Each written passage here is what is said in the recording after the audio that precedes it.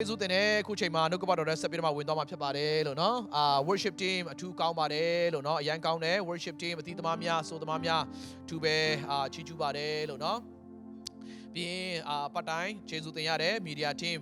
ဖျားရှင်သင်တို့ရောက်တိုင်းကိုကောင်းချီးပေးပါစေလို့နော်စူးစမ်းမှုတကယ်ပဲအားဆိုင်မှုအတွက်ဘုရားသခင်ကိုကျေးဇူးတင်တယ်ဆိုတော့ဥဆောင်ပေးတယ်ကိုညီညီကိုရှေ့ပေါင်းဒီမှာစာရွေးနော်ရောက်တိုင်းဘုရားရှင်ဆက်ပြီးတော့အမြဲတမ်းကောင်းချီးပေးပါစေဒီနေ့လည်းခင်းမှာပြန်လည်ပြီးတော့နှုတ်ကပတ်တော်ထဲကျွန်တော်တို့သွားဖို့ရောက်တိုင်းကိုခေါ်ဖိတ်တယ်ဆိုတော့မတ်လာပထမပတ်တိုင်းတိုင်းပို့ဆောင်တော့ဘုရားသခင်နာမတော်ကိုတကယ်ပဲချီးမွမ်းပါတယ်လို့เนาะအခုချိန်မှာတော့ကျေးဇူးတော်ကြောင့်အားလုံးသိတဲ့အတိုင်းပဲနိုင်ငံတွေလည်းတဖြည်းဖြည်းဖွင့်လာပါပြီကျွန်တော်တို့ဒီနှစ်ပတ်သုံးပတ်လောက်ဆိုရင်တော့အားလုံးလူချင်းတွေ့ပြီးတော့မှဘုရားသခင်မျက်မှောက်တော်ကိုအတူတကွပြန်လည်ပြီးတော့မှချီးမွမ်းရတော့မှာပါလို့เนาะဘုရားသခင်ကိုအတူတကွကိုးကွယ်ရတော့မှာပါဆိုတဲ့အကြောင်းကိုလည်းထပ်လောင်းပြီးတော့မှပြောပြရစေလို့ခုချိန်မှာကျွန်တော်တို့နှုတ်ကပတ်တော်ထဲသွားဖို့လို့ငါအားလုံးကိုခရစ်တော်နာမမြတ်၌ခေါ်ဖိတ်တယ်ရာဇဝင်ချုပ်ဒုတိယစာဆောင်ရာဇဝင်ချုပ်ဒုတိယစာဆောင်ခန်းကြီး14အငယ်1ကနေပြီးတော့မှ9ထိပဲကျွန်တော်ဖတ်ပေးပါမယ်လို့เนาะရာဇဝင်ချုပ်ဒုတိယစာဆောင်ခန်းကြီး14အငယ်1ကနေပြီးတော့မှ9ထိပဲတော့ဒီကနေပြီးတော့မှဖတ်ပေးသွားပါမယ် screen မှာပေါ်တယ်ဆိုရင်ကျွန်တော်နဲ့အတူလိုက်ပြီးတော့မှဖတ်ပေးဖို့လို့ငါခေါ်ဖိတ်ပါတယ်လို့အဘိယသည်ဘိုးဘေးတို့နှင့်အိပ်ပျော်၍ဒါဝိဒ်မြို့၌တကြိုခြင်းကိုခံလေ၏သားတော်အာသသည်ခမည်းတော်အရာ၌နန်းထိုင်၏ထိုမင်းလက်ထက်ပြည်တော်သည်10နှစ်ပတ်လုံးငြိမ်းချမ်းသာယာ၏အာသမင်းသည်မိမိဖျားသခင်ထာဝရဘုရားရှေ့တော်၌ကောင်းသောအမှုဖြောင့်မတ်သောအမှုတို့ကိုပြုလေ၏တပါးမျိုးသားဖျားဇစ်ပလင်တို့ကို၎င်းမြင့်သောအရပ်တို့ကို၎င်းပယ်ရှား၏ရုတ်တုစင်းတုတို့ကိုဖြိုဖျက်၍အာရှာယပင်တို့ကိုခုတ်လဲ၏ယူဒလူတို့သည်ဘိုးဘေးတို့၏ဘုရားသခင်ထာဝရဘုရားကိုရှာ၍ပညတ်တရားကိုစောင့်ရှောက်မိအကြောင်းမိန့်တော်မူ၏ယူဒမြို့ရွာအရရတုံ၌ရှိသောကုန်းနှင့်ရုတ်တုစင်းတုတို့ကိုပယ်ရှား၍နိုင်ငံတော်ရေးသာယာလျက်ရှိ၏ထိုကာလ၌ငြိမ်သက်သောအခွင့်ကိုထာဝရဘုရားပေးတော်မူသဖြင့်ယူဒပြည်သည်ငြိမ်၍စစ်မှုနှင့်လွတ်သောကြောင့်အာသမင်းသည်တပြည်လုံးတွင်ခိုင်ခန့်သောမြို့တို့ကိုတည်လေ၏ငါတို့သည်ငါတို့၏ဘုရားသခင်ထာဝရဘုရားကိုကြိုးစားရှာ၍ထိုဘုရားသည်အရရ၌ငြိမ်သက်သောအခွင့်ကိုပေးတော်မူသောကြောင့်တပြည်လုံးကိုအစိုးရစဉ်အခါဤမည်သောမြို့တို့ကိုပြုစု၍မြို့ရိုးပြရိုးတကားကန့်လန့်ကျင်တို့ကိုလှုပ်ကြကုန်အံ့ဟုယူဒလူတို့အားမိန့်တော်မူ၏ရောက်တိုင်းဖျားရှင်ကောင်းချီးပေးပါစေခဏလေးဆက်ကရအောင်ဘုရားသခင်နာမတော်ကိုချီးမွမ်းတယ်ကိုရောဒီသက်စာလေးယုံတော်နဲ့သားသမီးများရောက်တိုင်းကိုတပတ်ချင်းစီတိုင်းတလချင်းစီတိုင်းပို့ဆောင်တော်မူလျက်ဘုရားသခင်ဒီမေလပထမပတ်မှာလည်းရောက်တိုင်းကြားမှာစွာနဲ့ကိုရောပို့ဆောင်လာပြီဖြစ်သောကြောင့်ကိုရောကိုကျေးဇူးတင်တယ်ပို့ဆောင်တော်ဘုရားနာမတော်ကိုထူးပဲကောင်းချီးပေးကြပါတယ်တန်ရှင်တော်ဝိညာဉ်တော်ဘုရားတိုင်းတို့ရှာပါဇက်ကိုဒီနေ့မှာပြန်လဲပြီးတော့မှအသုံးချလျက်အသုံးပြုလျက်အရောက်တိုင်းဘို့လုံးကပြန်လဲပြီးတော့မှကောင်းချီးဖြစ်စေပါကိုရောမှုတ်သွင်းထားတော်နှုတ်ကပတ်တော်ဖြစ်ပါတယ်ကိုရောသားလည်းဖွင့်ဟပေးတော်မူလျက်စကားပြောတော်မူပါကိုရောဘုန်းတော်ဘို့လုံးကဖြစ်စေပါမယ်ကြောင်းဝိညာဉ်တော်ဘုရားကိုရောကိုနေရာပေးချိန်ပေးနေကယ်တင်ရှင်သခင်ခရစ်တော်မဟာနာမတော်မြတ်ကိုပြီးတော့ဆုတောင်းအနံ့ပါတယ်ဖပါဗျာအာမင်ဘုရားရှင်နာမတော်ကိုတကယ်ပဲချီးမွမ်းပါတယ်လို့ဆိုတော့ဘုရားသခင်ကျေးဇူးတော်ကြောင့်ကျွန်တော်ဒီကတ်ယောဂါလည်းမိသားစုများအားလုံးကျွန်တော်တို့ဘုရားသခင်လုံးချုံစွာပို့ဆောင်လျက်အဆုံးသတ်ပိုင်းလဲတဖြည်းဖြည်းရောက်လာပြီဖြစ်တဲ့အတွက်အဲ့ဒါတည်င်းကောင်းဖြစ်ပါတယ်လို့เนาะဘုရားသခင်နာမတော်ကိုချီးမွမ်းပါတယ်ဆိုတော့ဒီနေ့မှာလည်းပြန်လဲပြီးတော့မှနှုတ်ကပတ်တော်နဲ့အတွင်းလူကိုပြန်လဲတိဆောက်ရအောင်ပြန်လဲပြီးတော့မှခွန်အားယူပြီးတော့မှဘုရားသခင်အကြံစီကိုတာရွေးနားလဲဖို့လုံးကခေါ်ဖိတ်တာဖြစ်ပါတယ်လို့ဒီနေ့လည်းခင်းမှာပြန်လဲပြီးတော့မှစင်ချင်းခွန်အားယူပြီးတော့မှနှလုံးသွင်းပြီးတော့မှတွင်းလူကိုတိဆောက်သွားဖို့လုံးကဘဝကိုတာယာစေတဲ့အချက်ဆိုပြီးတော့မှကျွန်တော်တို့စင်ချင်းသွားဖို့ဖြစ်ပါတယ်ဒီထဲမှာတော့ကျွန်တော်တို့ယူဒဘရင်သိပြီးတော့မှမထင်ရှားတဲ့เนาะကျွန်တော်တို့ယူဒဘရင်ဣသရေလလူမျိုးများဘရင်လို့ကျွန်တော်ပြောတဲ့အခါမှာလူတိုင်းကရှောလုကိုသိတယ်ဒါဝိဒ်ကိုသိတယ်ပြီးရင်ကျွန်တော်တို့ဟေဇကိတို့ဘာတို့ကြတော့သိတယ်ဒီကနေ့ကျွန်တော်တို့ခွန်အားယူသွားမယ်ဆင်ခြင်သွားမယ်ဘရင်အာသဘရင်ကြတော့တောင်းပြောတာရှားပါတယ်ဆိုတော့ဒီကနေ့အာသဘရင်ရဲ့ထူးခြားမှုလေးကိုကျွန်တော်တို့ကြည့်ပြီးတော့မှဆင်ခြင်ခွန်အားယူသွားမှာဖြစ်ပါတယ်လို့เนาะအသက်တာမှာဘုရားသခင်ရဲ့အကြံစီကသင်တို့ရဲ့အသက်တာမိသားစုငြိမ်သက်ဖို့ဘဝအမြဲပန်းခင်းလန်းမဟုတ်ပေမဲ့เนาะဘဝဆိုတာအမြဲပန်းခင်းလန်းမဟုတ်ပေမဲ့ ตายาတဲ့ဘဝငြိမ်သက်တဲ့ဘဝနော်အောင်မြင်တဲ့ဘဝကောင်းစားတဲ့ဘဝဘုရားသခင်ဒီအမြဲတမ်းသူ့ရဲ့သားသမီးတွေကိုရှိစေခြင်းနဲ့ဆိုတာအားလုံးကိုသိစေချင်ပါတယ်နော်တချို့တွေကမေးခွန်းမေးမှာပါနော်ဒါဆိုရင်ဆရာခဲရဲမှုတွေကြမ်းတက်မှုတွေဘယ်ကနေလာသလဲဘယ်လိုလုပ်ပြီးတော့မှကြုံတွေ့ရတယ်လဲလို့ကျွန်တော်မေးစရာရှိပါတယ်ဖြေပါမယ်နော်ဒီကနေ့အသက်တာမှာဘုရားသခင်ကပြန်ပြောပါမယ်ကျွန်တော်တို့အယုံကြည်သူများရဲ့အသက်တာကိုငြိမ်သက်စေခြင်းတော့ဘုရားသခင်အောင်မြင်စေခြင်းတော့ဘုရားသခင်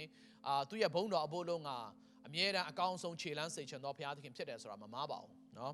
ဒါဆိုရင်ဘာကြောင့်ဒီခက်ခဲမှုတွေကအသက်တာမှာလာတတ်တယ်လဲလို့ကျွန်တော်ကြည့်တဲ့အခါမှာတခါတလေကျွန်တော်တို့ကိုတိုင်းကအတိတ်ကကျွန်တော်တို့မဟုတ်ဆိုရင်ခုလက်ရှိမှာတောင်မှကိုယ့်ရဲ့ဘဝမှာမားယွင်းတဲ့ရွေးချယ်မှုတွေကြောင့်ကျွန်တော်အသက်တာမှာဘုရားသခင်ပေးတဲ့ခက်ခဲမှုမဟုတ်ဘဲနဲ့ကိုယ့်ရဲ့ရွေးချယ်မှုမားသောကြောင့်ခက်ခဲမှုလေးတွေကျွန်တော်ရှိတတ်ပါတယ်တခါတလေကြတော့လေကျွန်တော်တမန်တော်ရှင်ပေါလုလို့ဘုရားသခင်ပေးထားတဲ့ကောင်းချီးမင်္ဂလာတွေအပေါ်မှာကျွန်တော်တို့မန်ထောင်မိမှာဝါကြွားမိမှာကျွန်တော်လွတ်သွားမှာဆိုလို့ဘုရားသခင်တခါတလေကျွန်တော်တို့အထိန်ကိုအနေနဲ့ထားတဲ့အရာလေးတွေရှိတတ်ပါတယ်အသက်တာမှာ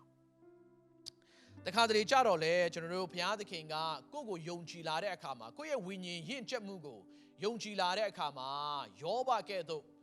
စာရမဏရှေ့မှာကျွန်တော်တို့ကိုဂုဏ်ယူခြင်းသောကြောင့်ကျွန်တော်တို့ကိုပွဲထုတ်ခြင်းသောကြောင့်ဘုရားသခင်အခွင့်ပေးလိုက်တဲ့အရာတွေလေးတွေလည်းကျွန်တော်ရှိတတ်ပါတယ်ပြန်ပြောပါမယ်ဘုရားသခင်အခွင့်ပေးလိုက်တဲ့အရာလေးတွေလည်းရှိတတ်ပါတယ်ကျွန်တော်အခွင့်လို့ပြောပါတယ်အသက်တာမှာဘာကြောင့်ကျွန်တော်အဲ့ဒါကိုအထူးတလဲပြောတယ်ဆိုတဲ့အခါမှာတင်းရဲ့အသက်တာမှာမှတ်ထားစေချင်တယ်ကျွန်တော်ရဲ့အသက်တာမှာယုံကြည်သူများရဲ့အသက်တာမှာဖယားသခင်အခွင့်မရှိဘူးဆိုရင်ဖယားသခင်အခွင့်မပေးဘူးဆိုရင်တင်းကိုစာတန်ကလုံးဝထိလို့မရဘူးဆိုတာအားလုံးကိုမှတ်ထားစေချင်တယ်ကျွန်မတဲ့ထဲမှာအဲ့လိုပြောပါတယ်ဖယားသခင်အခွင့်မရှိဘူးဆိုရင်တဲ့ကောင်းကင်မှာပြန်နေသောစာကလေးတစ်ကောင်တောင်မှမြေတို့မကျရဘူးလို့ပြောထားပြီးသားဖြစ်တယ်စာကလေးတွေဆိုတာကဒီနေ့ကျွန်တော်တန်ဖိုးနဲ့တွက်မယ်ဆိုရင်တန်ဖိုးမကြီးပါဘူးအဲ့ဓာတွေတောင်မှတိတ်ပြီးတော့မှတန်ဖိုးထားသောဘုရားသခင်ဆိုရင်တင်းရဲ့အသက်တာကျွန်တော်ရဲ့အသက်တာကိုတိတ်ပြီးတော့မှတန်ဖိုးထားတာကတော့သိကြတာဖြစ်တယ်အဲ့ဒါကြောင့်ဘုရားသခင်အခွင့်မရှိရင်ခက်ခဲမှုတွေကြမ်းတက်မှုတွေဆိုတာကမလာပါဘူးအဲ့ဒါကြောင့်တခါတလေခက်ခဲမှုတွေဘာကြောင့်လာတယ်လဲဆိုတဲ့အခါမှာယောဘကဲ့သို့ဘုရားသခင်ကကျွန်တော်ပွဲထုတ်ခြင်းသောကြောင့်အခွင့်ပေးလိုက်သောအရာလေးတွေလည်းရှိတတ်ပါတယ်အဲ့ဒါနားလည်ဖို့အရေးကြီးပါတယ်ဒါမှမဟုတ်ရင်တခါတလေကျွန်တော်တို့အသက်တာမှာအာဗြဟံကဲ့သို့ next level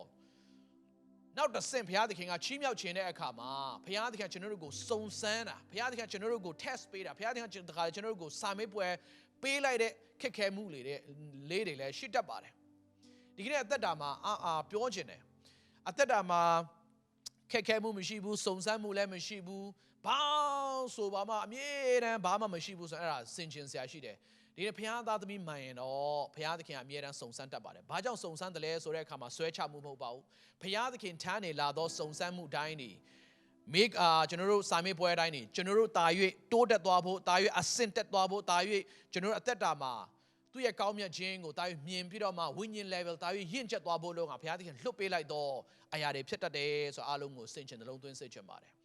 အဲ့ဒါကြောင့်တမန်ကျမ်းစာထဲမှာအတိအကျအဲ့လိုပဲလာပါတယ်ဘုရားသခင်သည်အာဗြဟံကိုစုံစမ်းခြင်းကဆိုပြီးတော့မှကျွန်တော်အချင်းချင်းတမန်ကျမ်းစာထဲမှာအထက်တွေ့ရပါတယ်အဲ့ဒါကြောင့်ခက်ခဲမှုလေးတွေဘာကြောင့်လာတယ်လဲလို့ကြည့်တဲ့အခါမှာဒီအကြောင်းရင်းလေးတွေကြောင့်ဖြစ်တတ်တယ်ဆိုတာအားလုံးကိုစင်ချင်နှလုံးသွင်းစေချင်ပါတယ်ဒါမဲ့ overall ကြည့်တဲ့အခါမှာဘုရားသခင်ဒီတင်းရဲ့အသက်တာကျွန်တော်ရဲ့အသက်တာကိုအမြဲတမ်းတာယာစေချင်တယ်အမြဲတမ်းစာရမာနရဲ့ခေါင်းခောက်တာကိုကြည့်ပဲအမြဲတမ်းခံစေချင်တဲ့ဘုရားသခင်မဟုတ်ပါဘူးကျွန်တော်မိပါတယ်သိပါတယ်ဒီကနေ့ကိုယ့်ရဲ့သားသမီးတွေကိုတခြားတစိမ့်တယောက်ကအမြဲတမ်းအနိုင်ကျင့်နေမယ်ညှင်းဆဲနေမယ်အမြဲတမ်းကိုယ့်သားသမီးတွေကိုလာပြီးတော့မှကျွန်တော်တို့ကျွန်တော်တို့စိတ်နေမယ်ကျွန်တော်ခေါင်းခောက်နေမယ်ဆိုရင်ဘယ်မိဘကမှမပြောပါဘူးအဲ့ဒါကြောင့်တမန်ကျမ်းစာထဲမှာဘုရားသခင်ပြောပါတယ်သင်တို့ဒီတဲ့အစိုးဖြစ်လျက်ပင်သင်တို့သားသမီးတွေကိုနော်ကျွန်တော်တို့လိုအပ်တဲ့ချိန်လိုအပ်တယ်လို့ပြုစုပြီးတော့မှကျွေးမွေးနိုင်တယ်ဆိုရင်ကောင်းကင်ဘုံမှာရှိတော့သင်တို့ရဲ့အဖခမည်းတော်ဘုရားသခင်ထိုထက်သာ၍လှုပ်ဆောင်မှာမဟုတ်ဘူးလားဆိုပြီးတော့မှရှင်မသက်ထဲမှာပြောထားပါတယ်ပြောချင်တာကဘုရားသခင်ဒီကောင်းမြတ်သောဘုရားသခင်ဖြစ်တယ်သင်ကိုအမြဲတမ်းဂရုစိုက်သောဘုရားသခင်ဖြစ်တယ်အမြဲတမ်းကာကွယ်စောင့်ရှောက်ပြီးတော့မှသင်ရဲ့ဘဝတာယာတာကိုကောင်းစားတာကိုအမြဲတမ်းမြင်ချင်သောဘုရားသခင်ဖြစ်တယ်ဆိုတာကိုအားလုံးကိုရှေ့စွာစင်ချင်ပြီးတော့မှခွန်အားယူဖို့လို့ငါလိုချင်ပါတယ်လို့ရောက်တိုင်းဘုရားရှင်ထူကောင်းချီးပေးပါစေ ဆိုတော့ဒီကနေ့အားလုံးကိုနားလည်ဖို့ကဘာပဲဖြစ်ဖြစ်ဘာပဲလာဘုရားသခင်ထံနေလာတဲ့ကုံချမ်းမှန်သမျှအားလုံးကကိုယ့်ဘဝအတွက်အကောင်းဆုံးဖြစ်တယ်ဆိုတာအားလုံးကိုမှတ်ထားဖို့ရည်ကြီးပါတယ်ခွန်အားယူဖို့ရည်ကြီးပါတယ်ဒီညလေးမှာဘယ်သူအကြောင်းကျွန်တော်တွေ့ရတယ်လဲဆိုတဲ့အခါမှာရှင်ဘုရင်အာသဆိုတဲ့အကြောင်းကိုကျွန်တော်တွေ့ရပါတယ်ဒီကနေ့ရှင်ဘုရင်အာသရဲ့ရွေးချယ်မှန်ကန်မှုကြောင့်ဘုရားသခင်ရဲ့တွာလာမှုကြောင့်သူ့ရဲ့ဘဝသူ့ရဲ့နိုင်ငံတော်သူ့ရဲ့လက်ထက်မှာ10နှစ်တိုင်တိုင်ဘုရားသခင်ကစစ်မှုငြိမ်းတယ်10နှစ်တိုင်တိုင်ဘဝသားရတယ်ငြိမ်းချမ်းတယ်စီးပွားရေးကောင်းတယ်အောင်မြင်သောဘဝကိုဘုရားသခင်ပေးတယ်ဆိုတော့ကျွန်တော်တို့တမန်ကျမ်းစာတွေ့ရပါတယ်ရှင်ဘုရင်တိုင်းရဲ့လိုအပ်တာကစစ်ငြိမ်းတာဖြစ်တယ်နိုင်ငံတိုးတက်တာဖြစ်တယ်နိုင်ငံသားရတာဖြစ်တယ်အဲ့ဒါတွေအားလုံးဘုရားသခင်ကဒီအာသရဲ့ဘုရင်လက်ထက်မှာကျွန်တော်ပေးတာတွေ့ရပါတယ်ဘာကြောင့်လဲအာသရဲ့အသက်တာမှာရွေးချယ်မှုမှန်ကန်ခြင်း၃မျိုးကျွန်တော်တွေ့ရပါတယ်ဘဝသားရဖို့အလုံးကဒီ၃ချက်လေးအသက်တာမှာယုံကြည်သူများဒီကနေ့စင်ချင်ပြီးတော့မှအသက်တာမှာလက်တွေ့ apply ဒီလက်တွေ့ကျွန်တော်တို့လက်တွေ့ဘဝမှာအသုံးချတယ်ဆိုရင်ကျွန်တော်ယုံကြည်တယ်ယုံကြည်သူများရဲ့အသက်တာဘုရားသခင်တာယာခွင့်ပေးမယ်ညီသက်ခွင့်ပေးမယ်ဆိုတော့ကျွန်တော်လုံးဝယုံကြည်ပါတယ်လို့အာသဘုရင်ဆိုတာကနိုင်ငံတော်နှချမ်းကွဲပြီးတဲ့အခါမှာယူဒဘက်ကဘုရင်တစ်ပါးဖြစ်ပါတယ်အစဉ်ဆက်ပြောပါမယ်ရှောလုဘုရင်ဒါဝိဒ်ဘုရင်ပြီးရင်ရှောလမုန်ဘုရင်ပြီးတဲ့အခါမှာယောဘောင်ဘုရင်ပြီးရင်အာဘိယဘုရင်ပြီးရင်အာဘိယရဲ့သားအာသဖြစ်ပါတယ်ဒီကနေ့ကျွန်တော်ပြောတဲ့ရှင်ဘုရင်ဒီ6ယောက်မြောက်သောဘုရင်ဖြစ်ပါတယ်ဆိုတော့သူ့အဖေအာဘိယပြီးတဲ့အခါမှာထီနန်းကိုဆက်ခံပြီးတော့မှယူဒနိုင်ငံကိုဆက်ပြီးတော့မှအုပ်ချုပ်လာတဲ့ဘုရင်တစ်ပါးအကြောင်းဖြစ်ပါတယ်လို့နော်ယူဒနိုင်ငံဟာဆိုရင်ကျွန်တော်အများအားဖြင့်ကျွန်တော်ဒီကနေ့ဣသရေလနိုင်ငံနဲ့နိုင်မယ်ဆိုရင်ဘုရားကိုစင်ဆက်ရိုသေသောနိုင်ငံဖြစ်တယ်စင်ဆက်ဘုရားနောက်လိုက်သောဘုရင်တွေဖြစ်တယ်ဆိုတော့အများအားဖြင့်ကျွန်တော်တွေ့ရတယ်ဣသရေလလူမျိုးဣသရေလဘက်ကဘုရင်တွေအကြောင်းကျွန်တော်လေ့လာတဲ့အခါမှာဘုရင်တိုင်းလိုကအများဆုံးသော 90% သောဘုရင်ကဘုရားကိုစွန့်ပစ်ကြတယ်အဲ့ဒါကြောင့်ဘုရားသခင်ကနောက်ဆုံးမှာသူတို့ကိုနိုင်ငံတကာမှာဖြန့်တယ်ပြန်ပြီးတော့မှသူတို့ပြန်လာတယ်ဆိုတော့ကျွန်တော်မတွေ့ရတော့ဘူးဒါပေမဲ့ယူဒဘုရင်တွေလည်းသူတို့ဘုရားကိုစွန့်ပါတယ်ဒါပေမဲ့နောက်ဆုံးမှာဘာဘီလုန်နိုင်ငံမှာအဆုံးသတ်ပြီးတော့မှဘာဘီလုန်နိုင်ငံနဲ့ဘုရားသခင်ပြန်ပြီးတော့မှနိုင်ငံကိုပြန်ပြီးတော့မှလာခွင့်ပေးတယ်ဆိုတာကျွန်တော်တွေ့ရတယ်ဆိုတော့စိတ်ဝင်စားစရာလေးလည်းဖြစ်ပါတယ်ဒီကနေ့အများအားဖြင့်ဒီယူဒနိုင်ငံမှာဘုရားကိုစင်ဆက်ကိုးကွယ်လာသောဘုရင်တွေများလာတဲ့ကဲ့သို့ဘုရားသခင်ကိုတာ၍ယိုသေးသောနိုင်ငံဖြစ်တယ်ဆိုတော့ကျွန်တော်တွေ့ရတာဖြစ်တယ်နိုင်ငံတော်မှာရှောလုလက်ထက်ကနေစပြီးတော့မှယူဒနိုင်ငံမှာရုပ်တုစင်းတို့မရှိဘူးဒါဝိဒ်ဆိုရင်လည်းလုံးဝမရှိဘူးရှောလုဘုရင်ဆိုရင်လည်းအကုန်လုံးစုံနေအကုန်တတ်တယ်နောက်ဆုံးမှာတယောက်လွတ်သွားသောကြောင့်ကျွန်တော်တို့ရှမွေလလက်ထက်မှာရှမွေလကုံပြီးသွားတဲ့အခါမှာအဲ့ဒီဆုံးလှုပ်တဲ့အမျိုးသမီးတယောက်ပဲကြံတဲ့အထိရှောလုကသူ့ရဲ့နိုင်ငံတော်မှာအကုန်လုံးရှင်းတယ်ဆိုတော့ကျွန်တော်တွေ့ရတယ်ဒါဝိဒ်လည်းအဲ့ထက်ပို့ပြီးတော့မှရှင်းထုတ်တယ်ဒါပေမဲ့ဒီနေ့အားလုံးဆင်ခြင်ရမှာကရှောလမုန်လက်ထက်ရောက်လာတဲ့အခါမှာသူ့ရဲ့မိဖုရားတွေနဲ့ပါလာတဲ့ရှောလမုန်အားလုံးသိပြီးသားဖြစ်တာဟုတ်ကျွန်တော်တို့ကဒီနေ့ရှောလမုန်ကမိဖုရားတွေများစွာနိုင်ငံပေါင်းစွာနဲ့ယူတယ်ပြီးတဲ့အခါမှာအဲ့ဒီနိုင်ငံပေါင်းစုံကမိဖုရားတွေနဲ့ပါလာတဲ့ဖုရားတွေကိုလည်းသူကအခွင့်ပေးတယ်အဲ့ဒါမျိုးရှောလမုန်ကသူ့ရဲ့နိုင်ငံတော်မှာဘုရားသခင်မကြိုက်ပါလျက်နဲ့ဘုရားသခင်ဆက်ဆုပ်ယွန်ရှာပါလျက်နဲ့သူက compromise လုပ်ပြီးတော့မှမိဖုရားတွေနဲ့ပါလာတဲ့ဘုရားတွေကိုနိုင်ငံတော်မှာအခွင့်ပေးလိုက်တဲ့အခါမှာအဲ့ဒါကဘုရားသခင်ရဲ့စိတ်တော်ကိုနာစေတယ်လို့ကျမ်းစာထဲမှာကျွန်တော်တွေ့ရပါတယ်အဲ့ဒါကြောင့်ရှောလမုန်ကိုစပြီးတော့မှဘုရားသခင်ကဘုရင်ဖြစ်စခန့်တဲ့အခါမှာဘုရားသခင်ပြောထားပြီးသားငါရဲ့တရားတော်ကိုလိုက်ပြီးတော့မှမင်းအဖေဒါဝိဒ်လမ်းစဉ်တိုင်းမင်းဆက်ပြီးတော့မှရှောက်လန်းနေဆိုရင်တဲ့ဒီစီးစိမ်တွေမကဘူးဒီဘုံကြီးချင်းတွေမကဘူးဉာဏ်ပညာတွေမကဘူးတဲ့ဘုရားသခင်မပေးသေးတဲ့အရာလေးတစ်ခုရှိတယ်ဘုရားသခင်ကဉာဏ်ပညာပေးတယ်သူမတောင်းတဲ့စီးစိမ်ကိုလည်းပေးတယ်သူမတောင်းတဲ့ဘုံကြီးချင်းကိုလည်းပေးတယ်သူမတောင်းတဲ့နိုင်ငံတော်တာယာခြင်းအကုန်လုံးထင်ရှားခြင်းနဲ့အကုန်လုံးပေးတယ်ဒါပေမဲ့ဘုရားသခင်ပေးမယ်လို့ဂရုထားတာတော့စာတစ်ခုရှိတယ်အဲ့ဒါဘာလဲဆိုတော့အဲ့ဒါကြတဲ့ conditional ဘလို့ conditional လဲပြောတဲ့အခါမှာသူ့အဖေဒါဝိဒ်လို့ဘုရားသခင်နောက်တော်သို့လုံးလျလိုက်တယ်ဆိုရင်တဲ့ရှောလမုန်မင်းကိုတဲ့ရှေသောအသက်ကိုလည်းပေးမယ်လို့ဘုရားသခင်ပြောထားပြီးသားဖြစ်တယ်တုတ်ပေမဲ့ရှောလမုန်သက်တာမှာဖျားသခင်ကောင်းချီးမင်္ဂလာအားလုံးပေါ်မှာသူက enjoy ဖြစ်လာပြီးတော့မှဖျားသခင်နောက်တော်သို့သူ့ရဲ့အဖေဒါဝိဒ်ကဲတော့လုံးလျမလိုက်တော့ဘဲနဲ့မိဖျားတွေနဲ့ပါလာတဲ့ ဖျားတယ်နတ်ဖျားတယ်ရုပ်တုဖျားတယ်အကုန်လုံးနိုင်ငံတော်မှာအသီးသီးနေရာပေးလာတဲ့အခါမှာဖျားသခင်ပေးမယ်လို့ပြောတဲ့အသက်ရှင်ခြင်းကောင်းခြင်းမင်္ဂလာဆုံးရှုံးသွားတယ်ဖျားသခင်မပေးတော့အဲ့ဒါကြောင့်ရှောလမုန်ကအသက်အိုမင်းပြီးတော့မှသေတယ်ဆိုတော့ကျမ်းစာထဲမှာ record မလုပ်ထားဘူးရှောလမုန်သေတဲ့အခါမှာအသက်ငယ်သေးတယ်ရှည်တော့အသက်ဖျားမပေးတော့ဘာကြောင့်လဲရှောလမုန်က compromise နိုင်ငံတော်မှာ compromise လုပ်လွန်းတဲ့အခါမှာဘုရားသခင်မကြိုက်တော့ရဖြစ်တယ်ဆိုတော့အားလုံးဒီနေ့ဆင်ခြင်ပြီးတော့မှသင်ခန်းစာယူဖို့ဖြစ်ပါတယ်လို့ဒါကြောင့်ဘုရားသခင်ကမောရှေယောရှုနဲ့ဣသရေလလူမျိုးတွေကိုအချိန်ချင်းဂတိတော်နိုင်ငံမှာမသိမ့်ခက်ပိုက်ခင်မှာဘုရားသခင်အချိန်ချင်းသူတို့ကိုသတိထားပေးထားပြီးသားမင်းတို့ဝင်တဲ့အခါမှာအဲ့ဒီနိုင်ငံမှာရှိတဲ့လူမျိုးတွေကိုရှင်းဖျက်ဆီးရမယ်ဖျားတွေကိုရှင်းဖြတ်စည်းရမယ်လို့ဘုရားသခင်အချိန်မောရှေယောရှုနဲ့ဣသရေလလူမျိုးများကိုအချိန်မှာထားပြီးသားဖြစ်တယ်။ဘာကြောင့်လဲ။အဲ့ဒါတွေရှင်းမဖြတ်စည်းဘူးဆိုရင်နောက်တစ်ချိန်မှာအဲ့ဒီဖျားတွေနဲ့အဲ့ဒီလူမျိုးတွေယဉ်ကျေးမှုထုံနှန်းစင်လာတွေကသူတို့ရဲ့အရှိမှာခလုတ်တိုက်เสียစူးညိเสียဖြစ်မှာဘုရားသခင်ကြိုတင်တည်သောကြောင့်ရှင်းဖြတ်စည်းပါလို့ပြောထားပြီးသားဖြစ်တယ်။ဒါမဲ့ကြည့်တဲ့အခါမှာသူတို့ကတချို့တွေသူတို့ရှင်းမဖြတ်စည်းနိုင်ဘူးဆိုတော့ကျွန်တော်တွေ့ရတယ်မကဘူးရှောလမုန်လက်ထက်မှာမဖြတ်စည်းတာမကဘဲနဲ့ပိုတော်မှသူတို့ welcome လုပ်လာတဲ့အခါမှာအဲ့ဒါကနိုင်ငံတော်ကိုစပြီးတော့မှညှဉ်းညူးလာစေတယ်ဆိုတော့ကျွန်တော်တွေ့ရတာဖြစ်တယ်အဲ့ဒါကြောင့်ယုံကြည်သူများဒီနေရာမှာကျွန်တော်ဗာပြောရလဲအားလုံးစင်ချင်ဖို့ကအသက်တာမှာကျွန်တော် compromise မလုပ်သင့်သောအရာတွေအသက်တာမှာကျွန်တော်ရောနော်ထွေဟိုအားလဲမှန်တယ်ဒီအားလဲမှန်တယ်လို့ကျွန်တော်တို့မလုပ်သင့်သောအရာတွေကိုမလုပ်ဘဲနဲ့ရှင်းလင်းပြတ်သားအသက်ရှင်တတ်ဖို့လုံးကဒီနေ့ဘုရားသခင်ကျွန်တော်စကားပြောတာဖြစ်တယ်ရှောလမုန်ကအကောင်းဆုံးဘုရင်ဖြစ်ပါတယ်အတော်ဆုံးဘုရင်ဖြစ်ပါတယ်ပညာရှိဆုံးဘုရင်ဖြစ်ပါတယ်စီးစိမ်အကြီးဆုံးဘုရင်ဖြစ်ပါတယ်ဂုဏ်ရှိန်အကြီးဆုံးဘုရင်ဖြစ်ခဲ့ပါတယ်သို့ပေမဲ့လည်းသူရဲ့အသက်တာမှာဖျားမကြိုက်တဲ့ compromise နော်ရောထွေတွေရှုပ်ရှက်တွေနေရာပေးလာတဲ့အခါမှာသူရဲ့အသက်တာကအသက်ရှင်ခြင်းဆိုတဲ့ကောင်းချီးမင်္ဂလာဆုံးရှုံးသွားရတယ်မကဘူးသူရဲ့သားလက်ထက်ယောဘောင်လက်ထက်မှာနိုင်ငံတော်ကမရှုမလနဲ့နှချမ်းကွဲသွားရတယ်ဆိုတာကိုကျွန်တော်တွေ့ရတာဖြစ်တယ်အဲ့ဒါဒီကနေ့ယုံကြည်သူများအနေနဲ့ကျွန်တော်တို့သင်ခန်းစာယူစရာဖြစ်ပါတယ်လို့ရောက်တိုင်းဖျားရှင်စကားပြောပါစေအဲ့ဒါကြောင့်အသက်တာမှာ compromise မလုပ်သင့်တော့ရတယ်မလုပ်ဖို့ဘာတွေ compromise မလုပ်သင့်တာလဲကြည့်တဲ့အခါမှာဒီကနေ့ကျွန်တော်ယုံကြည်ခြင်းတွေကျွန်တော်ရဲ့ယက်တီချက်တွေကိုးကွယ်ခြင်းတွေကျွန်တော်ဆုတောင်းခြင်းတွေပေးကမ်းခြင်းတွေလှုပ်ဆောင်ခြင်းတွေအဲ့ဒါတွေနေရာအစားကျွန်တော်ယက်တီချက်တွေကျွန်တော် compromise လုပ်လာတဲ့အခါမှာယုံကြည်ခြင်းတွေကျွန်တော် compromise လုပ်လာတဲ့အခါမှာကျွန်တော်ကိုးကွယ်ခြင်းနေရာမှာတစ်ခုခုကနေရာယူခိုင်းလာတဲ့အခါမှာဆုတောင်းခြင်းနေရာမှာတစ်ခုခုကနေရာယူခိုင်းလာတဲ့အခါမှာပေးကမ်းခြင်းအစားတစ်ခုခုကနေရာယူခိုင်းလာတဲ့အခါမှာလွဲမားတဲ့ခံယူချက်တစ်ခုခုဖြစ်ကျွန်တော်လှုပ်ဆောင်မဲ့အစားတစ်ခုခုကကျွန်တော်ရဲ့အသက်တာမှာ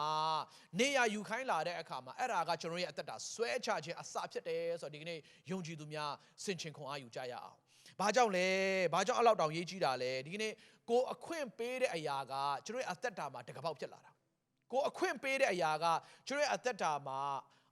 ဝင်ပေါက်ဖြစ်လာတယ်ဘယ်သူဝင်ပေါက်လဲဝိညာဉ်ဆိုးနဲ့အပေါင်းပါတဲ့ဝင်ပေါက်ဖြစ်လာတာဖြစ်တယ်ဒီနေ့ဝိညာဉ်ဆိုးနဲ့အပေါင်းပါတွေကအဲ့ဒီဝင်ပေါက်ကိုပဲချောင်းနေတာဖြစ်တယ်ဒီယုံကြည်သူများဒီတမန်ကျမ်းစာနဲ့တတိရှိစွာနဲ့အဲ့ဒါတွေအားလုံးကိုကျွန်တော်တို့ကအဲ့ဒါလေးတွေကိုကျွန်တော်အမြဲတမ်းပိတ်ဆို့တတ်ဖို့ရေးကြည့်တာဖြစ်တယ်အဲ့ဒါကြောင့်ဒီကနေ့ပြန်ပြောပါမယ်အဲ့ဒါတွေအားလုံးဝင်ပေါက်တွေအားလုံးကိုကျွန်တော်တို့ compromise မလုပ်ဘဲနဲ့ပြတ်သားနဲ့ယက်တည်တတ်တော်သူများနော်ကျွန်တော်ဆုတောင်းတဲ့ချိန်ဆိုရင်ဆုတောင်းမယ်ဆုတောင်းမှာကျမ်းစာဖတ်တဲ့ဆိုကျမ်းစာဖတ်မယ်ကိုးကွယ်တဲ့ချိန်ဆိုကိုးကွယ်မယ်ကိုးကွယ်ခြင်းတွေဆိုတာအသက်တာမှာတကယ်ကိုအရေးကြီးတဲ့ very ကျွန်တော်တို့ crucial နော်အရေးကြီးသောအရာတွေဖြစ်တယ်ဆိုတာအားလုံးကိုစင်ချင်နှလုံးသွင်းစေချင်တယ်ဒီနေ့ရှောလမုန်ကအဲ့ဒီကိုးကွယ်ခြင်းတွေယက်တည်ချက်တွေကိုသူက compromise လုပ်လိုက်တဲ့အခါမှာခုနပြောတဲ့အတိုင်းပဲနိုင်ငံတော်ကကောင်းချင်မဖြစ်ဘူးဆိုတော့ကျွန်တော်တွေ့ရတာဖြစ်တယ်အဲ့ဒါကြောင့်ဒီအသက်တာမှာခွန်အားယူကြရအောင်ဒါပေမဲ့ဒီကနေ့ကျွန်တော်တို့ဖတ်ရှုသွားတဲ့ရာဇဝင်ချုပ်ဒုတိယစာဆောင်ခန်းကြီး14တဲကအာသဘုရင်ကြတော့ချီးကျူးစရာတိတ်ကောင်းတယ်ခွန်အားယူစရာတိတ်ကောင်းတယ်သင်ခန်းစာယူစရာတိတ်ကောင်းတာဖြစ်တယ်အာသဘုရင်ကြတော့အဲ့လိုမဟုတ်အာသဘုရင်ကြအဲ့လိုမဟုတ်သူ့အဖေအဘိယပြီးရင်သူ့အဖိုးရှောလမုန်ကိုကြော်ပြီးတော့မှပြီးရင်သူ့ရဲ့အဖိုးရဲ့အဖေပေါ့နော်ယောဘောင်ပြီးရင်အဲ့ဒါတွေအားလုံးကြော်ပြီးတော့မှဘသူရဲ့နောက်ကိုလိုက်တယ်လဲဆိုတဲ့အခါမှာသူ့ရဲ့အဘိတော်ဒါဝိဒ်ရဲ့လမ်းစဉ်ကိုလိုက်တယ်လို့ပြောပါတယ်တမန်ကျမ်းစာကပြန်ပြောပါမယ်သူ့ရဲ့အဖေအဘိယနောက်လဲမလိုက်ပါဘူးပြီးရင်သူ့ရဲ့အဖိုးဖြစ်တဲ့ယောဘောင်နောက်လဲမလိုက်ပါဘူးပြီးရင်အဖိုးရဲ့အဖေ ရှောလမုန်နောက်လည်းမလိုက်ပါဘူးပြီးရင်ဘယ်သူနောက်လိုက်တယ်လဲဆိုတဲ့အခါမှာသူ့ရဲ့အဘိတော်ဒါဝိဒ်နောက်လိုက်ပြီးတော့မှဒါဝိဒ်လမ်းစဉ်ကိုပဲမလိုက်တဲ့အတွက်တဲ့ဘုရားသခင်သူ့ရဲ့နိုင်ငံတော်ကိုတဲ့တာယာစေတယ်လို့ပြောပါတယ်ဘလောက်တောင်အာသဘယင်ကယက်တီချက်မှာကိုးကွယ်ချက်မှာဘုရားသခင်နဲ့ပတ်သက်လာရင်ဘလောက်ထိပြတ်သားတယ်လဲဆိုတဲ့အခါမှာသူ့ရဲ့နိုင်ငံမှာဘလောက်သူ့ရဲ့နိုင်ငံမှာရှောလမုန်လက်ထပ်ပြီးတဲ့အခါမှာသူ့ရဲ့အဖွားနော်အဖွားဆိုတဲ့အခါမှာကျွန်တော်ယောဘောင်ရဲ့မိဖုရားပေါ့အဖွားမာခါဆိုတဲ့အမျိုးသမီးတစ်ယောက်ရှိပါတယ်ယောဘောင်ရဲ့မိဖုရားထဲမှာအဲ့ဒီမိဖုရားကအာရှာယပင်တွေရုပ်တုတွေကိုကိုးကွယ်တဲ့အခါမှာ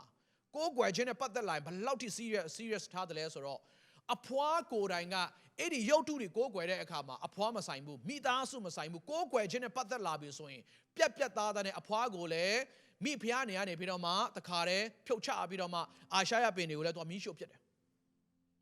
ဒီကနေ့ယုံကြည်သူများကအာသနေရာမှာနေတယ်ဆိုရင်အာသလိုပဲကျွန်တော်တို့ပြတ်သားရဲမလားအစင်ချင်းဆရာရှိတယ်။အော်ငါအဖွားပဲလေ။အော်ငါမိသားစုပဲလေ။အော်ငါသူကတော့ဟိုဟာပဲလေ။သူဒီကတော့ဟိုဟာပဲလေဆိုပြီးတော့မှကျွန်တော်တို့ကချော်လဲရောထိုင်ရောင်ပြီးတော့မှကျွန်တော်တို့ကရောနော်နဲ့ကျွန်တော် compromise လုပ်မိကြမှာသိများမှာဖြစ်တယ်။ဒါပေမဲ့အာသဘယင်ကအဲ့လိုမဟုတ်ဘူး။အဖွားလည်းမဆိုင်ဘူး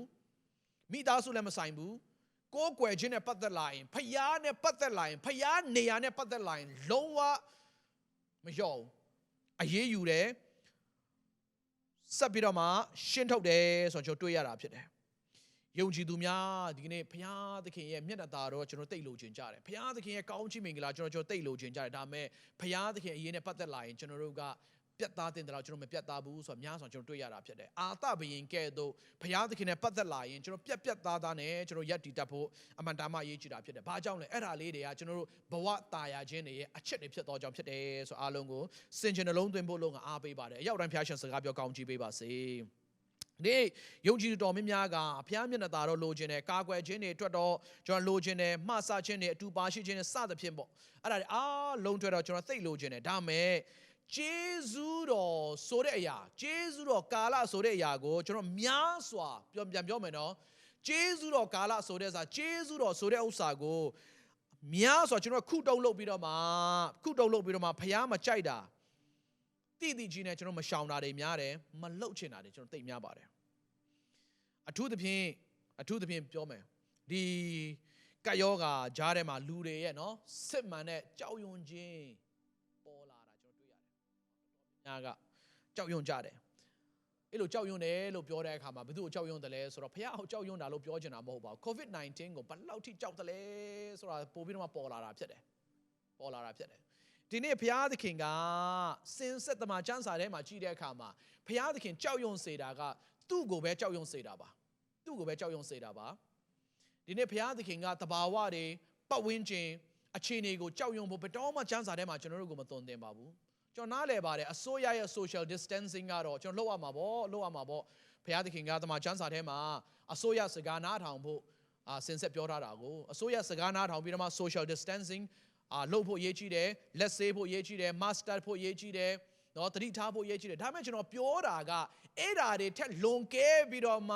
အိမ်ထဲမှာနေရင်းနဲ့တောင်မှကြောက်ရွံ့တဲ့အဖွဲ့တွေများနေတဲ့အတွက်အဲ့ဓာတွေအားလုံးကြည့်တဲ့အခါမှာကျွန်တော်ဝမ်းနည်းစရာစိတ်မကောင်းစရာဖြစ်တယ်ဆိုအားလုံးကိုသိစေချင်တာဖြစ်တယ်ပြောပြမယ်ဘုရားသခင်ကိုအမှန်ပုံမှန်ကျွန်တော်တို့ relationship မှန်တယ်ကိုးကွယ်ခြင်းမှန်တယ်ဘုရားသခင်နဲ့ကျွန်တော်တို့မိသားပုံမှန်မှန်တယ်ဆိုရင်လေဘုရားသခင်ကိုကြောက်ရွံ့ခြင်းယိုသေးသမှုပြုခြင်းမှန်တယ်ဆိုရင်လေကြာနာကျွန်တော်ရဲ့အသက်တာမှာကြောက်စရာတစ်ခုမှကိုမရှိတာဘာကြောင့်လဲကြာနေအားလုံးတော့တာဝန်ယူပြီးသားဖြစ်တာ哦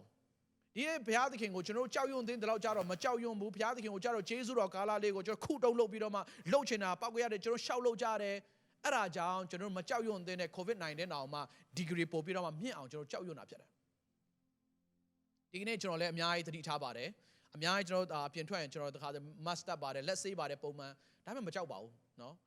လုံးဝမကြောက်ဘူးပုံလင်းပြောမယ်လုံးဝမကြောက်ဘူးဖြစ်တယ်ဘာကြောင့်လဲ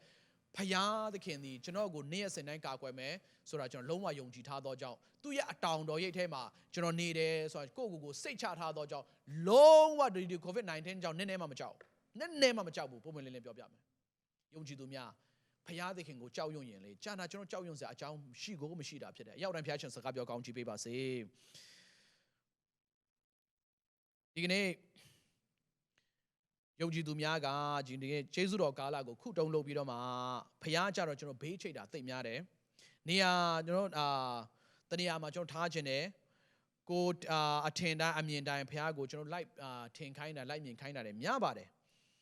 ဒီဖခင်အစာ COVID-19 ကိုကျွန်တော်သိအောင်ကြောက်ကြတယ်နော်သိအောင်ကြောက်ကြတယ်ဆိုတော့အဲ့ဒါတွေထပ်ပြီးတော့မှမပြောတော့ပါဘူးအဲ့ဒါကြောင့်အသက်တာမှာကြောက်ရွံ့ခြင်းမှန်ကန်ဖို့လည်းအမှန်တမ်းအရေးကြီးတာဖြစ်တယ်အာသဘယင်ကတကယ်တော့ तू ကအဖွားဆိုတာ तू ကြောက်ရွံ့ရမှာပဲသူ့ရဲ့မိသားစုအတိုင်းဝမ်ကြောက်ရွံ့ရမှာပဲအလေးထားမှာပဲနော်အရေးထားမှာပဲဒါမဲ့ဖျားနဲ့ပတ်သက်လာရင်လေအာသဘယင်ကမကြောက်ဘူးအစေးပဲကျွန်မကျမ်းစာထဲမှာကြည့်တဲ့အခါမှာလေမိဖျားကိုထီးနေမိဖျားအရာဖြုတ်တယ်ဆိုတာဖတ်ကြပါသိမရှိဘူးဒီအာသဘယင်လက်ထက်မှာထူးထူးခြားခြားကျွန်တော်တွေ့ရတာဖြစ်တယ်ပြောချင်တာကဖျားနဲ့ဘလောက်တောင် तू serious ထားတယ်လဲဆိုတာကျွန်တော်တို့စကားပြောတာဖြစ်တယ်ဖျားနဲ့ပတ်သက်လာရင်ဘလောက်ထိသူ့ရဲ့ယက်တီချက်မှန်ကန်တယ်လဲဖျားနဲ့ပတ်သက်လာရင်သူ့ရဲ့ယက်တီချက်ကဘလောက်ထိတည်တံ့တယ်လဲဆိုတော့ကျွန်တော်တွေ့ရတာဖြစ်တယ်ကြောက်ရွံ့ခြင်းမှန်ကန်တယ်ဆိုတော့ကျွန်တော်တို့ကိုစကားပြောတာဖြစ်တယ်ရောက်တိုင်းဖျားရှင်စကားပြောကောင်းချီးပေးပါစေဒီနေ့အာသဘယင်ရဲ့ဖျားအပေါ်မှာကြောက်ရွံ့ခြင်းမှန်ကန်တဲ့ကဲ့သို့ယုံကြည်သူများကျွန်တော်ရဲ့အသက်တာမှာဘုရားကြောက်ရွံ့တယ်လို့ပြောတဲ့အခါမှာနော်ဖိတ်တုံပြီးတော့မှဘုရားသခင်ကိုထောင်သားကတန်းစီတွေကကြောက်တယ်လို့ကြောက်ဖို့ပြောချင်တာမဟုတ်ပါဘူးတစေတည်းရဲ့ကြောက်ဖို့ပြောတာမဟုတ်ပါဘူးကြောက်ရွံ့တယ်လို့ပြောတဲ့အခါမှာဘုရားသခင်အလိုတော်ဆောင်တာဖြစ်ပါတယ်ကြောက်ရွံ့တယ်လို့ပြောတဲ့အခါမှာဘုရားသခင်မကြိုက်တာကိုမလုပ်တာကိုပြောတာဖြစ်ပါတယ်ကြောက်ရွံ့တယ်လို့ပြောတဲ့အခါမှာဒုစရိုက်ကိုရှောင်ခြင်းလို့တုတ်တန်ထဲမှာပြောပါအဲ့ဒါတွေကိုပြောနေတာဖြစ်ပါတယ်ကြောက်ရွံ့တယ်လို့ပြောတဲ့အခါမှာတစေတည်းရဲ့ကြောက်ဖို့ပြောနေတာမဟုတ်ပါအဲ့ဒါကြောင့်အသက်တာမှာအာသဘယင်ကဲ့သို့ဘုရားသခင်ကိုကြောက်ရွံ့ခြင်းမှန်ကန်ဖို့အမတ္တမအရေးကြီးတာဖြစ်တယ်ဒီကနေ့အာသဘယင်ကသူ့ရဲ့အသက်တာမှာနော်ဘုရားသခင်ကိုကြောက်ရွံ့ခြင်းမှန်ကန်တဲ့အခါမှာဘုရားသခင်စိတ်တော်နဲ့ဘုရားသခင်အလိုတော်နဲ့ဘုရားသခင်တရားတော်ကိုတွေ့တော့ကြအောင်ဘုရားသခင်သူ့ရဲ့အသက်တာကိုကြည့်ရှုကြတယ်ဆိုတော့ကျွန်တော်တွေ့ရတာဖြစ်တယ်ဒီအာသဘယင်ရဲ့ဘဝတာယာခြင်းအကြောင်း၃မျိုးဒီကနေ့ကြည့်သွားရအောင်နံပါတ်1မှာအခန်းငယ်1မှာကျွန်တော်ဖတ်ပေးပါမယ်အခန်းငယ်1မှာဘယ်လိုပြောထားသလဲဆိုတော့အာသမင်းသည်တဲ့မိမိဘုရားသခင်ထာဝရဘုရားရှေ့တော်၌ကောင်းသောအမှုဖြောင့်မတ်သောအမှုတို့ကိုပြုလေ၏ပြန်ဖတ်ပေးပါမယ်အာသမင်းသည်မိမိဘုရားသခင်ထာဝရဘုရားရှေ့တော်၌ကောင်းသောအမှုဖြောင့်မတ်သောအမှုတို့ကိုပြုလေ၏လို့ပြောပါတယ်ပထမအချက်မှာအာသဘယင်မှာသူ့ရဲ့ဘဝတာယာခြင်းပထမအချက်ကဖယားအကြိုက်ပဲလိုက်လုပ်တယ်ဒီနေ့ယုံကြည်သူများပြန်လဲဆင်ခြင်ကြအောင်ဒီနေ့လက်ခင်းမှာဒီအသက်တာမှာများစွာသောအချိန်မှာကျွန်တော်လူအကြိုက်ပဲကျွန်တော်လှုပ်တတ်တာများတယ်လူအလိုပဲကျွန်တော်လိုက်တတ်တာများတယ်ဇာတိအလိုကိုလိုက်တတ်တာများတယ်စိတ်ရဲ့အလိုကိုလိုက်တတ်တာများတယ်ရောထိခနဲ့ဆိုရင်ကျွန်တော်တို့အဇာတိအတိုင်းကျွန်တော်ပြောဆိုတာတွေများတယ်လိုက်လုပ်တာတွေများတယ်တွားလာတာတွေများတယ်ပြုတ်မှုတာတွေများတယ်ဒီလူအလိုလူအကြိုက်မဟုတ်ဘဲနဲ့ဖယားအကြိုက်အာသဘယင်ကဲ့သို့လိုက်လုပ်တတ်ဖို့အမတန်မှအရေးကြီးတာဖြစ်တယ်အာသဘယင်ကပထမအချက်မှာဖယားအကြိုက်ပဲလိုက်လုပ်တယ်ဆိုတွေ့ရတာဖြစ်တဲ့အခန်းငယ်1ထဲမှာဒုတိယအချက်မှာအခန်းငယ်3ကိုဖတ်ပေးပါမယ်အခန်းငယ်3မှာဘယ်လိုပြောထားသလဲဆိုတော့ဒုတိယအချက်မှာအာသဘယင်ကဘာလုပ်တယ်လဲဆိုတော့တပါးအမျိုးသားဖျားဇစ်ပလင်တို့ကို၎င်းမြင့်သောအရတ်တို့ကို၎င်းပယ်ရှား၏ရုတ်တုစင်းတုတို့ကိုဖြိုဖျက်၍အာရှာယပင်တို့ကိုခုတ်လဲ၏ပြန်ဖတ်ပါမယ်တပါးအမျိုးသားဇစ်ပလင်တို့ကို၎င်းမြင့်သောအရတ်တို့ကို၎င်းပယ်ရှား၏ရုတ်တုစင်းတုတို့ကိုဖြိုဖျက်၍အာရှာယပင်တို့ကိုခုတ်လဲ၏ဒုတိယအချက်မှာအာသဘယင်ကအသက်တာမှာဖျားသခင်ဘဝတာယာစေတဲ့အကြောင်းဒုတိယအချက်မှာဘာလုပ်တယ်လဲဆိုတော့ကိုးကွယ်ခြင်းမှန်တယ်အာသဘယင်ရဲ့အသက်တာမှာဒုတိယအချက်မှာဘာလဲဆိုတော့ကိုးကွယ်ခြင်းမှန်တယ်ရှောလမုန်ဘယင်ကဲ့သို့သူက compromise လုံးဝမလုပ်ဘူးဆိုတော့ကျွန်တော်တွေ့ရတာဖြစ်တယ်ရောင်ပြီးနေရာတကာဒီ context နဲ့ပြောမယ်နော်တက်ပဲရောင်ပြီးနေရာတကာမှာအာမင်လိုက်ထူးတဲ့ယုံကြည်သူထဲမှာမပါဘူးအခုယုံကြည်သူများက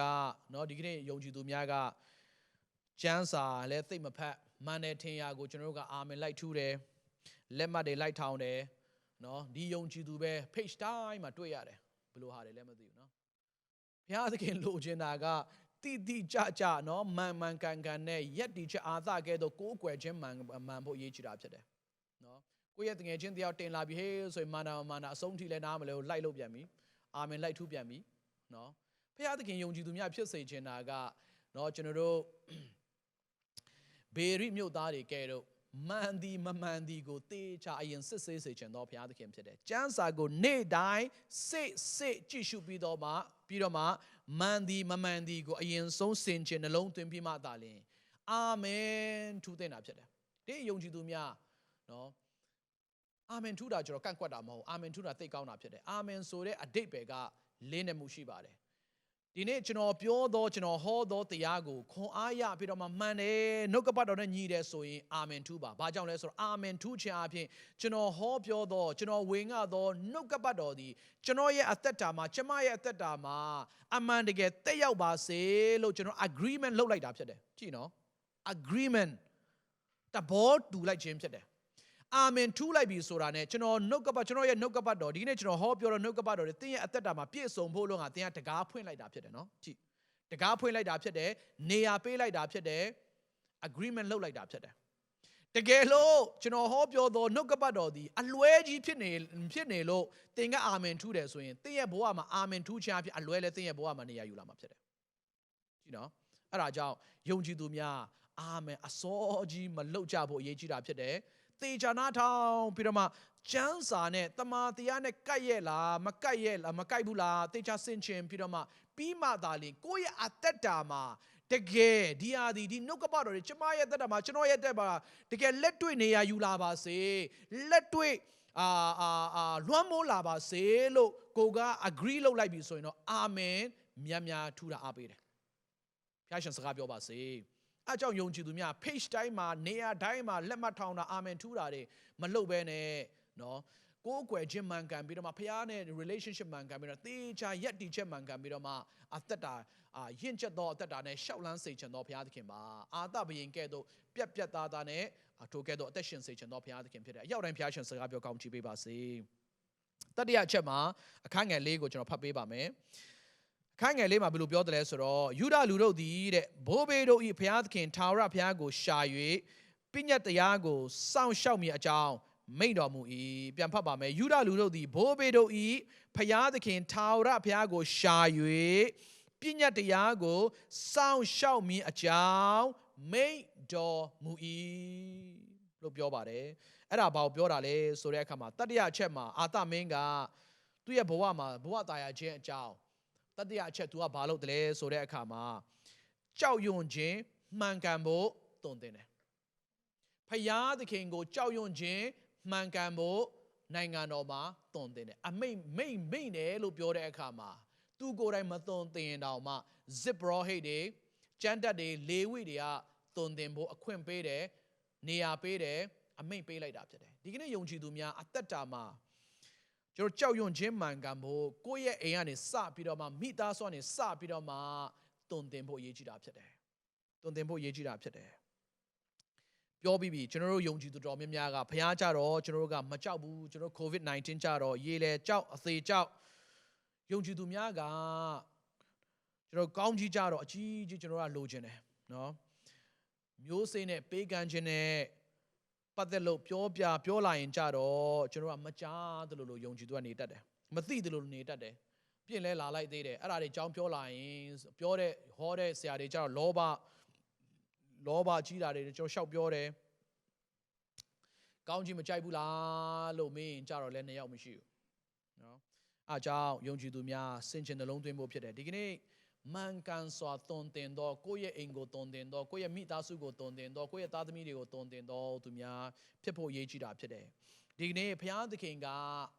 အာသဘယင်ကိုအချုပ်ပြောပါမယ်ဒီကနေ့ဘုရားသခင်ကအာသဘယင်နဲ့သူ့ရဲ့နိုင်ငံကိုဘုရားသခင်ကတာယာခွင့်ပေးတယ်ငြိမ်သက်ခွင့်ပေးတယ်တဲ့စစ်မှုကင်းတယ်တဲ့ဘာကြောင့်လဲဆိုတဲ့အခါမှာအာသဘယင်ကနံပါတ်1ဘုရားအကြိုက်လိုက်လုပ်တယ်လူအကြိုက်မလုပ်ဘုရားအကြိုက်လိုက်လုပ်တယ်လူအကြိုက်လုပ်မယ်ဆိုရင်သူ့ရဲ့အဖွားကိုမိဖုရားနေရာဖြုတ်เสียအကြောင်းမရှိဘူးလူအကြိုက်လိုက်လုပ်မယ်ဆိုရင်သူ့ရဲ့အဖွားကိုအားနာเสียအကြောင်းဖြစ်တယ်။ဘာလဲသူ့ရဲ့အဖွားပဲသူ့ရဲ့သွေးတော်ဆက်တာပဲသူယိုသေးရမယ့်လူပဲဒါမဲ့